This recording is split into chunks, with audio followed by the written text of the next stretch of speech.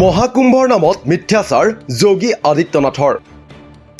মহাকুম্ভৰ জনসমাগমক লৈ গোকাত মিছা উত্তৰ প্ৰদেশৰ মুখ্যমন্ত্ৰীৰ।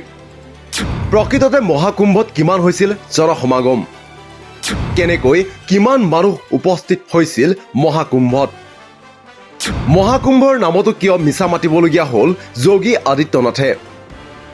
6 সপ্তাহৰ অন্তত 26 ফেব্ৰুৱাৰীত অন্ত পৰে প্ৰয়াগৰাজৰ মহাকুম্ভ মেলাৰ। 13 জানুৱাৰীত আৰম্ভ হোৱা মহাকুম্ভত 66 কোটি মানুহৰ সমাগম হোৱাৰ দাবী কৰে যোগী আদিত্যনাথ চৰকাৰে।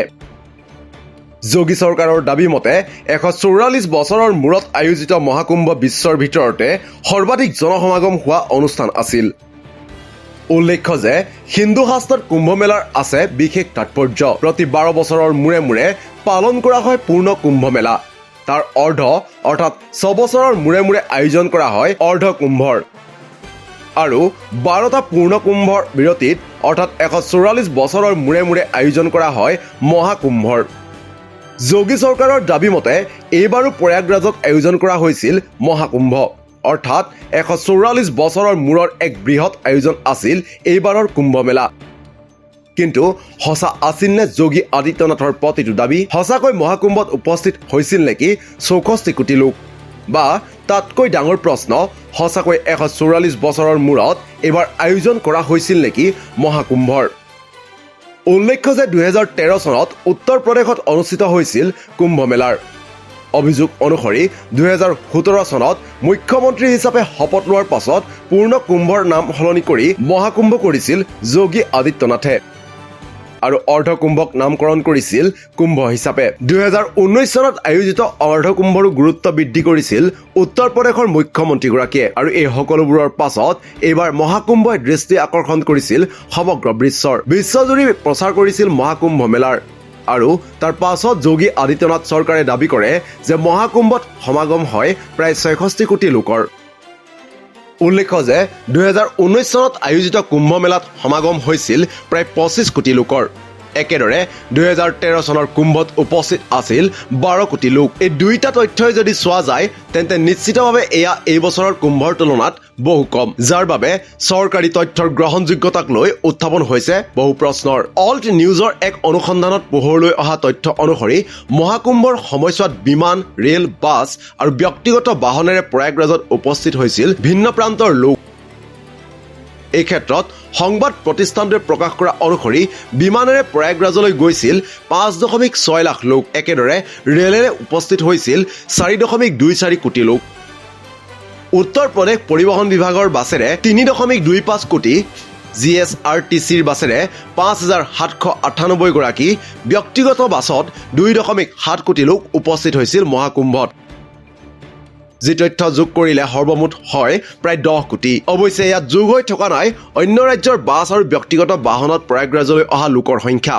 কিন্তু চৰকাৰে দাবী কৰা অনুসৰি মহাকুম্ভত উপস্থিত আছিল 66 কোটি লোক। এনে ক্ষেত্ৰত দেখাদেখিকৈ 55 কোটি লোকৰ কোনো তথ্য নাই চৰকাৰৰ হাতত।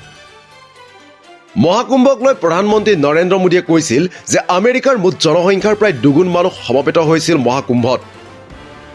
উল্লেখনীয়ভাৱে 40 বৰ্গ কিলোমিটাৰ ভূমিত আয়োজন কৰা হৈছিল মহাকুম্ভৰ। তাৰ বিপৰীতে আমেৰিকাৰ মাটিকালি হৈছে 9.8 বৰ্গ কিলোমিটাৰ। চৰকাৰী তথ্য মতে বৰ্তমান ভাৰতৰ জনসংখ্যা হৈছে 140 কোটি, অৰ্থাৎ প্ৰতি 2জনৰ এজন উপস্থিত আছিল মহাকুম্ভ মেলাত। ইয়াৰ উপৰি ভাৰতৰ মুঠ জনসংখ্যাৰ 79% বা প্ৰায় 110 কোটি মানুহ হিন্দু। ইয়াক ভিত্তি কৰি যদি মহাকুম্ভত 66 কোটি মানুহ হ'ব লাগে তেন্তে প্ৰতিটো 5জনীয়া সদস্যৰ হিন্দু পৰিয়ালৰ কমেও 3জন লোক উপস্থিত থাকিব লাগিব মহাকুম্ভত, যিটো সাধাৰণ দৃষ্টিত এক অসম্ভৱ কথা।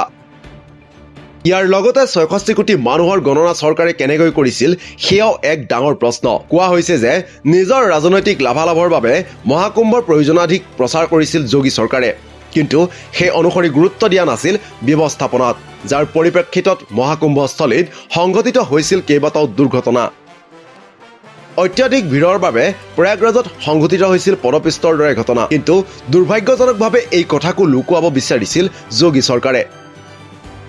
প্ৰায় 30 ঘণ্টা পাছতহে চৰকাৰে মানি লৈছিল পদপিষ্টৰ ঘটনা। চৰকাৰে দাবী কৰা মতে এই ঘটনাত নিহত হৈছিল 30জনকৈ লোক, কিন্তু প্ৰত্যক্ষদৰ্শীৰ মতে এই ঘটনাত হতাহত হোৱা লোকৰ সংখ্যা চৰকাৰী তথ্যতকৈ বহুত বেছি আছিল।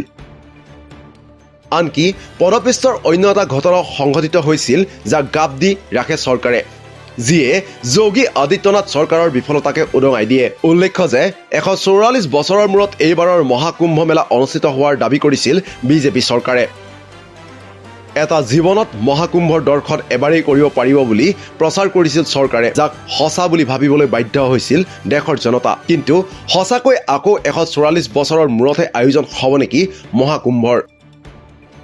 এই ক্ষেত্ৰতো দেখা যায় অস্পষ্টতা। আমি আৰম্ভণিতে উল্লেখ কৰিছোঁ যে পূৰ্ণকুম্ভৰ নাম মহাকুম্ভ বুলি সলনি কৰিছিল যোগী আদিত্যনাথে। একেদৰে ভিন্ন সংবাদ মাধ্যমত উল্লেখ থকা অনুসৰি 2001 আৰু 2013 চনতো কুম্ভকো প্ৰচাৰ কৰা হৈছিল মহাকুম্ভ হিচাপে। কোৱা হৈছিল 144 বছৰৰ কথা।